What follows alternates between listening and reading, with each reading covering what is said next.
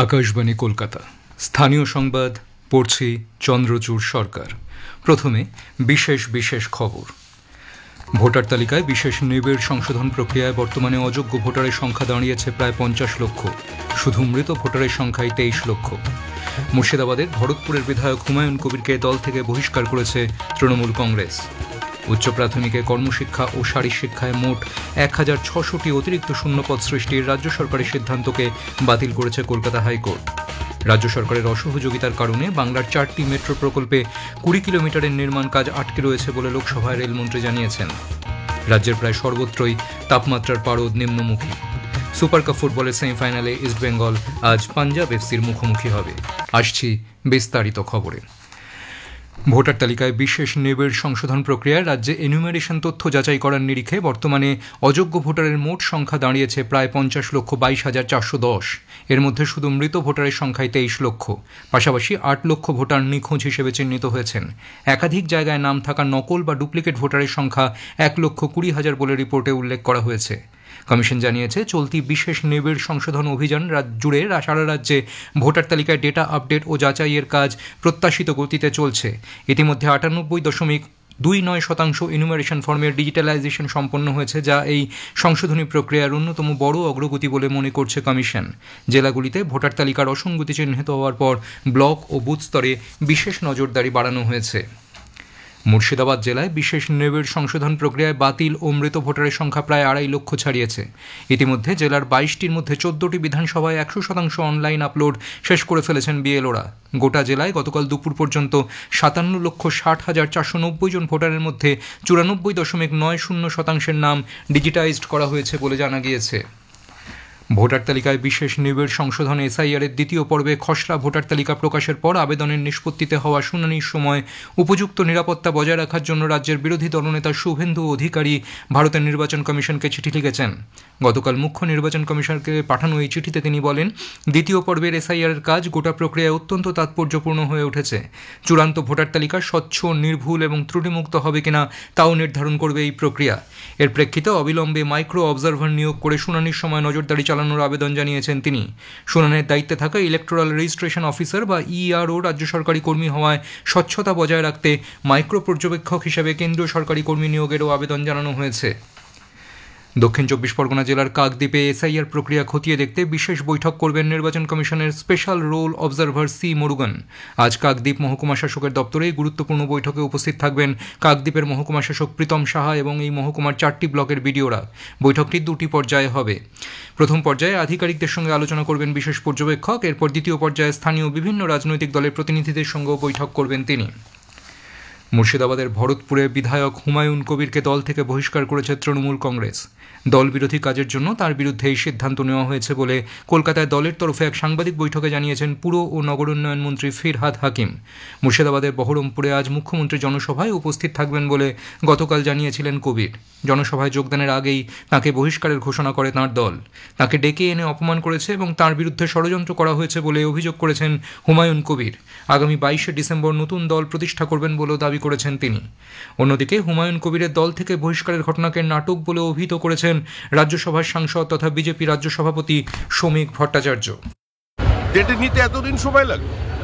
আর যখন তিনি বলেছিলেন যেখানে হিন্দুরা 30% আমরা 70% যখন চাইব তখন কেটে ভাগীরথীতে ভাসিয়ে দেব, তখন মুখ্যমন্ত্রী চুপ ছিলেন কেন?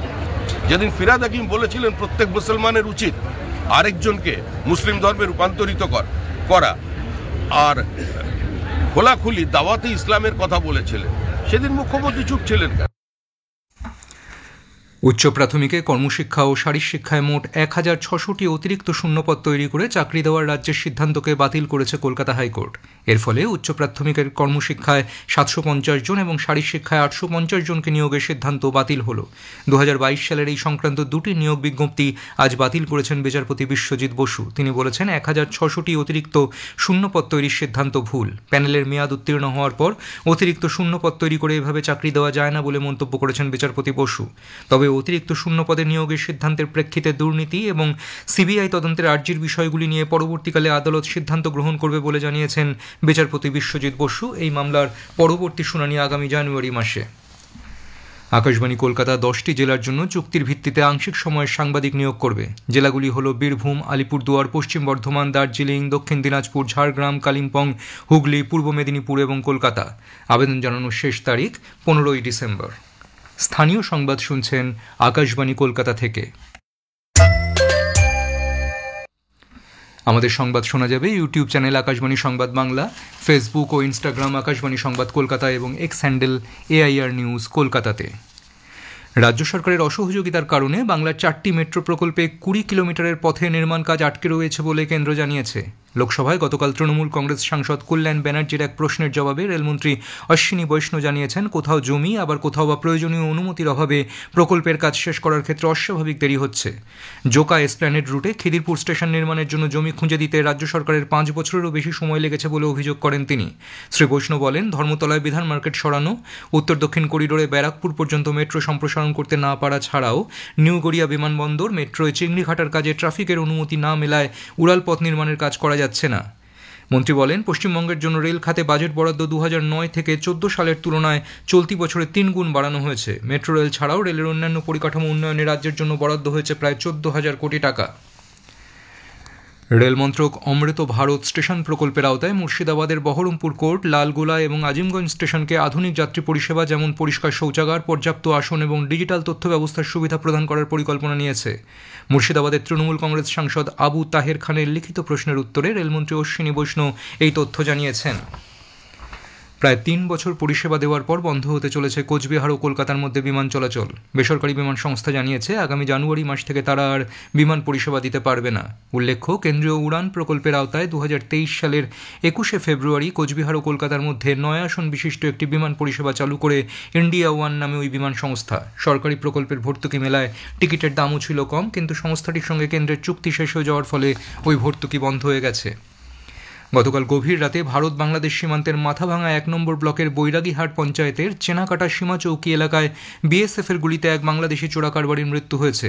মৃত ওই বাংলাদেশির নাম সবুজ হাসান, বাড়ি বাংলাদেশের লালমুড়িরহাটের পাটগ্রাম এলাকায়। বিএসএফ সূত্রে জানা গিয়েছে, ওই ব্যক্তি সীমান্তের কাঁটাতার টোপকে পাচারের চেষ্টা করলে সীমান্তরক্ষীরা বাধা দেয়। সেই সময় একদল দুষ্কৃতী বিএসএফের ওপর চড়াও হলে বিএসএফ আত্মরক্ষার্থে গুলি ছোড়ে, আর সেই গুলিতে মৃত্যু হয় সবুজ হাসানের। উত্তরপ্রদেশের আমরোহাতে গতকাল রাতে এক গাড়ি দুর্ঘটনায় 4 জনের মৃত্যু হয়। মৃতদের মধ্যে পশ্চিমবঙ্গের এক চিকিৎসকও রয়েছেন। মৃতের নাম অর্ণব চক্রবর্তী, তিনি বেলঘড়িয়ার বাসিন্দা। দুর্ঘটনাগ্রস্ত গাড়িটি নিয়ন্ত্রণ হারিয়ে অন্য একটি গাড়িতে ধাক্কা মারলে এই দুর্ঘটনা ঘটে। শিয়ালদা কল্যাণী শাখায় শীতাতপ নিয়ন্ত্রিত লোকাল ট্রেন পরিষেবা আগামীকাল শুরু হতে চলেছে। সোম থেকে শনিবার এই পরিষেবা পাওয়া যাবে। শিয়ালদা থেকে দুপুর 3:35 ট্রেনটি ছেড়ে কল্যাণী পৌঁছবে 4:52। ফিরতি পথে বিকেল 5:02 কল্যাণী থেকে ছেড়ে সন্ধে 6:20 শিয়ালদা পৌঁছবে ট্রেনটি। রাজ্যের প্রায় সর্বত্রই তাপমাত্রার পারদ নিম্নমুখী। আজ আলিপুরে সর্বনিম্ন তাপমাত্রা রেকর্ড করা হয় 15.6 ডিগ্রি সেলসিয়াস, স্বাভাবিকের চেয়ে 1 ডিগ্রি কম। গতকাল সর্বোচ্চ তাপমাত্রা ছিল স্বাভাবিকের 2 ডিগ্রি নিচে। আগামী 2-3 দিন তাপমাত্রা আরও কমার সম্ভাবনা রয়েছে বলে আলিপুর আবহাওয়া দপ্তর জানিয়েছে। এদিকে উত্তরবঙ্গেও গতকাল থেকে বিভিন্ন জায়গায় সর্বনিম্ন তাপমাত্রা কমেছে। উত্তরবঙ্গের দ্রুত জনপ্রিয় হয়ে ওঠা পর্যটন কেন্দ্র গাজলডোবার দীর্ঘমেয়াদী উন্নয়নের রূপরেখা ঠিক করতে ব্যাপক ভূমি ব্যবহারের পরিকল্পনা তৈরির কাজ শুরু করেছে রাজ্য সরকার। গাজলডোবা উন্নয়ন কর্তৃপক্ষ ইতিমধ্যেই বিশেষজ্ঞ সংস্থার সাহায্য চেয়ে আবেদন করেছে বলে সরকারি সূত্রে জানানো হয়েছে। 22টি মৌজায় বিস্তৃত প্রায় 60 বর্গ কিলোমিটার এলাকায় পর্যটন কেন্দ্র নির্মাণ ও বিস্তারের জন্য উপযুক্ত জমি চিহ্নিত করা, স্থানীয় পরিস্থিতির বিষয় সমীক্ষার পাশাপাশি ভবিষ্যতের জন্য একটি উন্নয়ন নিয়ন্ত্রণ পরিকল্পনা তৈরি করা এর লক্ষ্য। সুপার কাপ ফুটবলের সেমিফাইনালে ইস্টবেঙ্গল আজ গোয়ার মারগাঁওয়ে পাঞ্জাব এফসির মুখোমুখি হবে।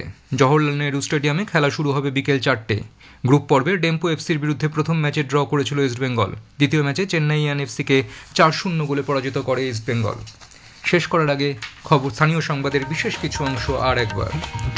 ভোটার তালিকায় বিশেষ নিবিড় সংশোধন প্রক্রিয়ায় বর্তমানে অযোগ্য ভোটারের সংখ্যা দাঁড়িয়েছে প্রায় 50 লক্ষ।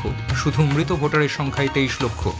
মুর্শিদাবাদের ভরতপুরের বিধায়ক হুমায়ুন কবিরকে দল থেকে বহিষ্কার করেছে তৃণমূল কংগ্রেস। উচ্চ প্রাথমিকে কর্মশিক্ষা ও শারীরশিক্ষায় মোট 1600টি অতিরিক্ত শূন্যপদ সৃষ্টির জন্য রাজ্য সরকারের সিদ্ধান্তকে বাতিল করেছে কলকাতা হাইকোর্ট। রাজ্যের প্রায় সর্বত্রই তাপমাত্রার পারদ নিম্নমুখী। সুপার কাপ ফুটবলের সেমিফাইনালে ইস্টবেঙ্গল আজ পাঞ্জাব এফসির মুখোমুখি হবে। স্থানীয় সংবাদ শেষ হলো। পরবর্তী খবর 5:10